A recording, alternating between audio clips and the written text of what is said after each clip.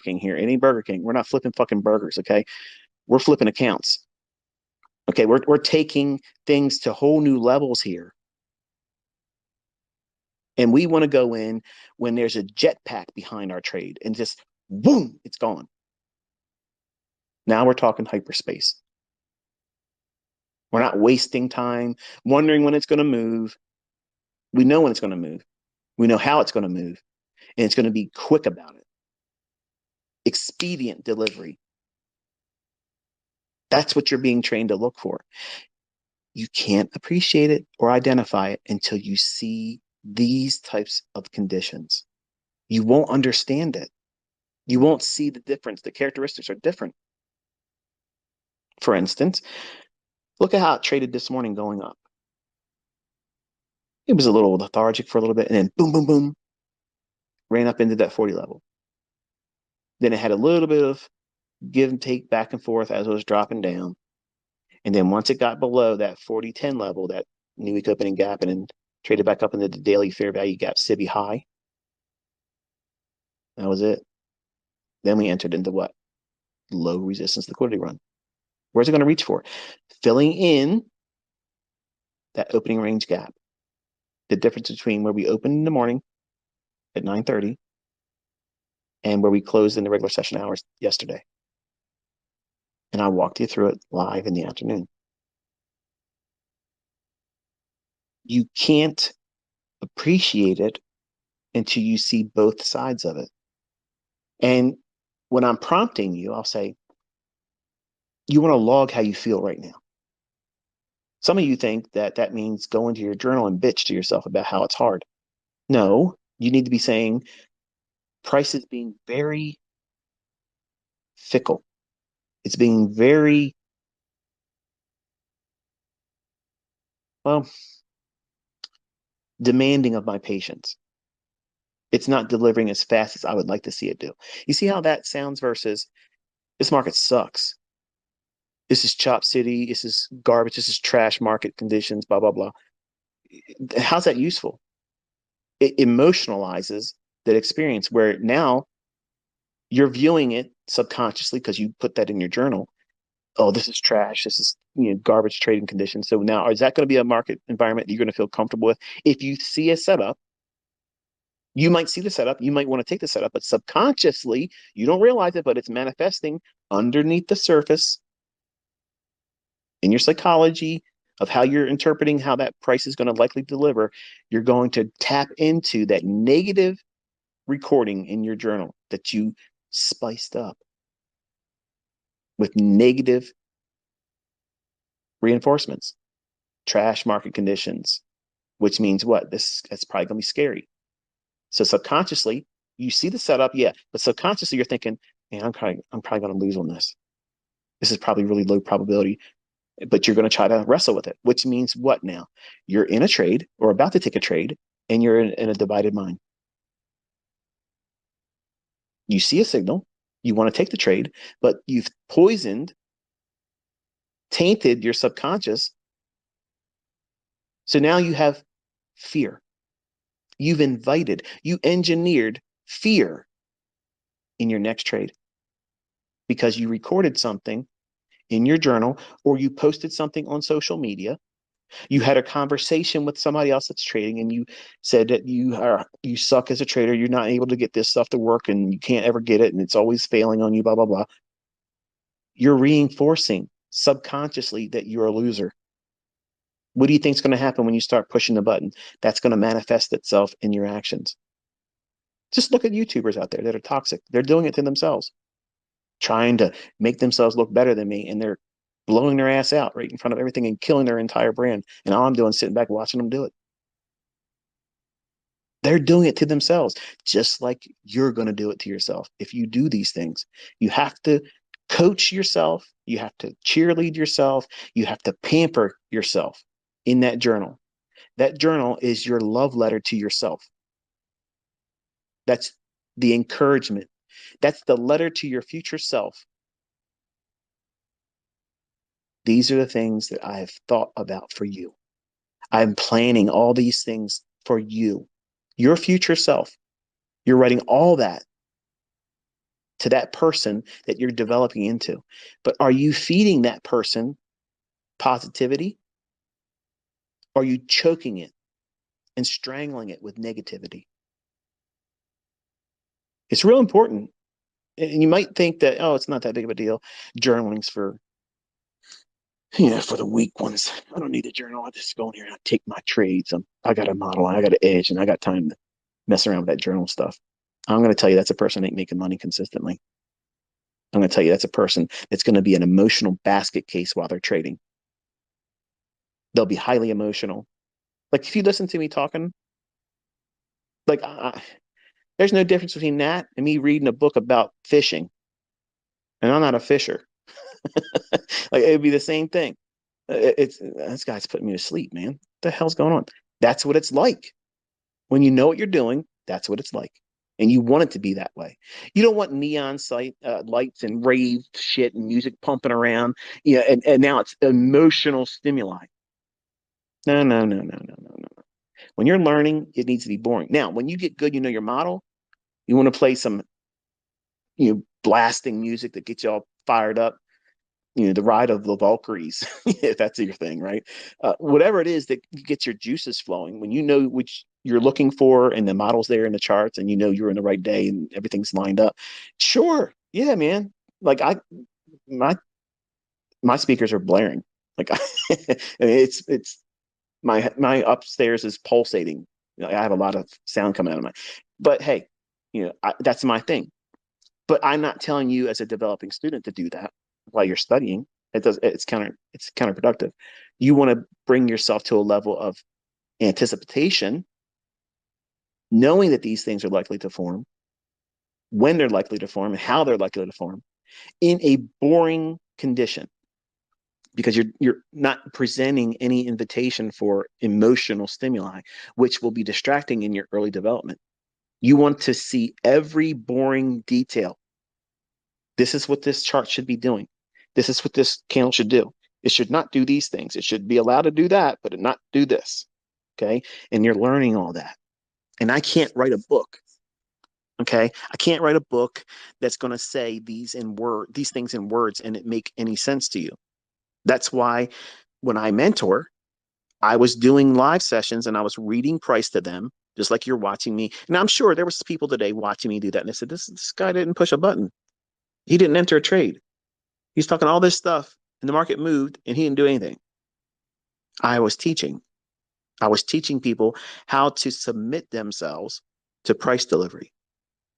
And I also talked about how when you're in a move, I guarantee you these people that are very critical, they're probably getting in there and getting three handles or getting 6 pips in a Forex move, panicking the entire time, not realizing all the other move that's still in the price action because they're emotional.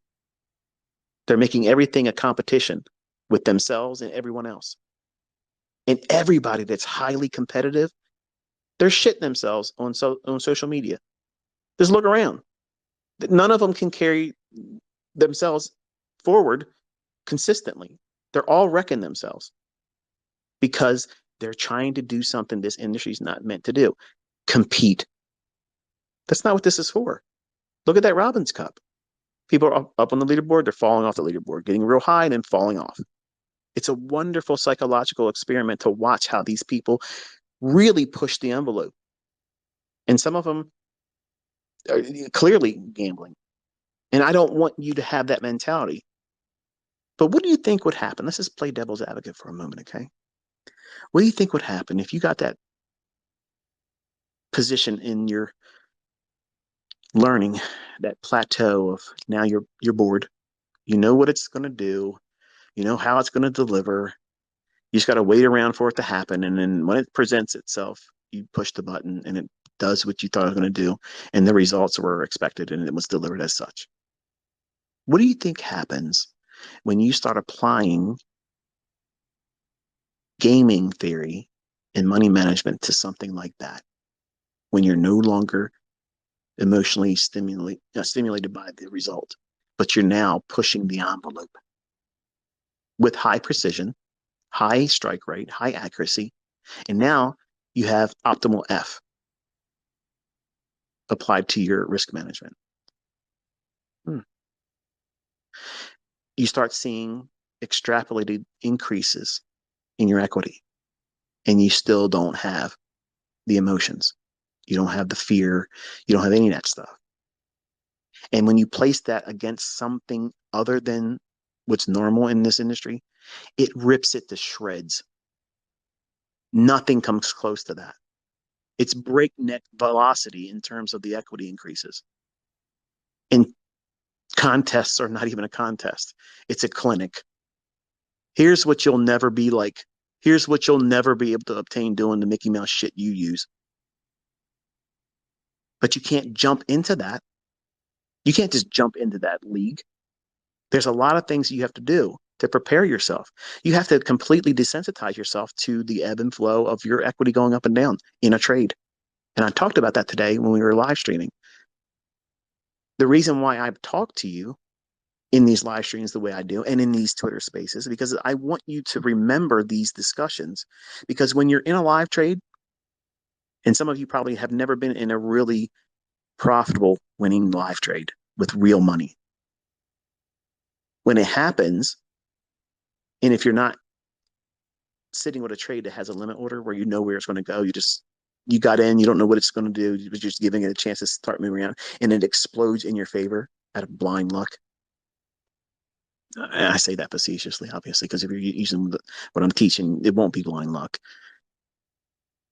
but it'll explode in your favor.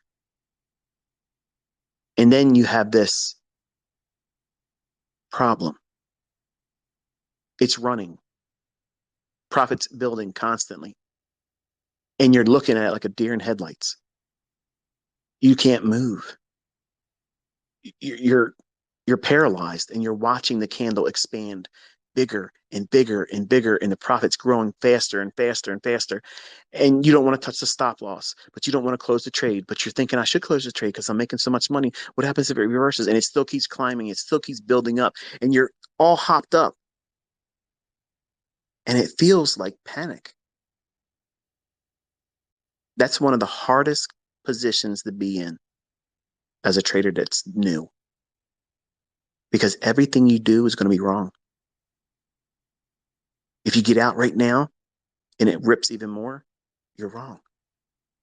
If you don't get out and it retraces or reverses, you're wrong. If you stay in that position with no limit target placed and you don't trail your stop loss to lock in something, you're wrong.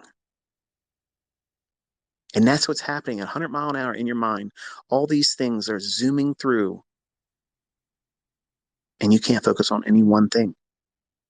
All of a sudden, you have attention deficit disorder. You didn't have it before, but you have it now, buddy.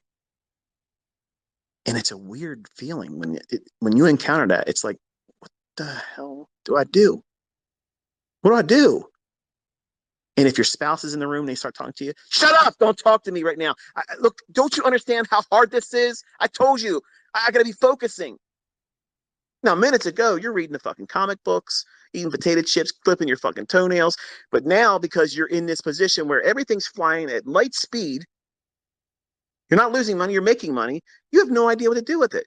And here's your spouse just saying hello to you, and you're tearing their fucking face off because that's one more thing that's competing for your attention because you didn't do what you're supposed to do. Have your model outlined. Where's your profit targets? Where's your partials? You have to be prepared for those types of things. And it's going to happen. You're going to just get in there one day and just see, this looks like it might move. Let me put it in here and not put your limit order in, not put a partial in. Let's just see what happens. And boom, NASA, rocket takes off. Boom, it's off to the races. And then when it happens, you don't know what you're not supposed to, you won't know what you're supposed to be doing because it'll be moving too fast. And I guarantee you, whatever you do that moment, you're going to regret it later on. I wish I would have got out sooner. Wish I would have held on to it longer. I wish I would have moved my stop loss up more. I wish I just would have just sat still. And you're going to be flipping through all those decisions so fast, so fast. and you're going to be panicked. And I'm holding these discussions with you because I want you to remember these things. When you're watching price using the things I'm teaching, you're not going to be surprised. You're not going to have these, where'd that come from? Why did it happen? Why did that happen? Let me go on Twitter, ask everybody else, dude, what just happened? You don't ever hear me saying that. My students don't ever hear me saying that. In any of the mentoring I've ever done over live streaming when I was mentoring behind the paywall, they never were like, whoa, where? No, we were anticipating everything. That's a different mindset. That's the truth when you're here with us. We're training you to be a soldier that's war hardened. We know what we're walking into. We know bodies are going to be stacking up, and we're doing the stacking.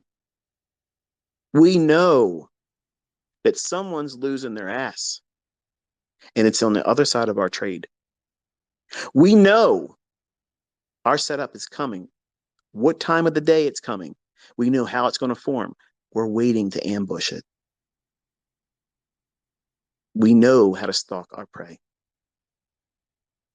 We are not ambushed. We are not taken by surprise. We're not caught in a snare. We know exactly where we're placing our next step. We know the terrain. We've been here before. It's well mapped out. That's confidence. And to someone that's new, that's never been around us before, it sounds like fucking arrogance. And guess what? If you want to call it arrogance, fine, I'll own that. It's just me being around the block enough times to know I know my way around. And my students do too. It doesn't make us pieces of shit. It doesn't make us bad people. It just means that we know our shit. We know what we're doing. And these funded accounts in these companies, they're finding out. They're finding out we are built differently here. This is the Monster Lab. Okay. This is Monsters Incorporated. You come in here, you spend enough time, you're coming out a savage. Claws, fangs, everything. And you're going for your pound of flesh. And damn it, you're going home with that pound of flesh.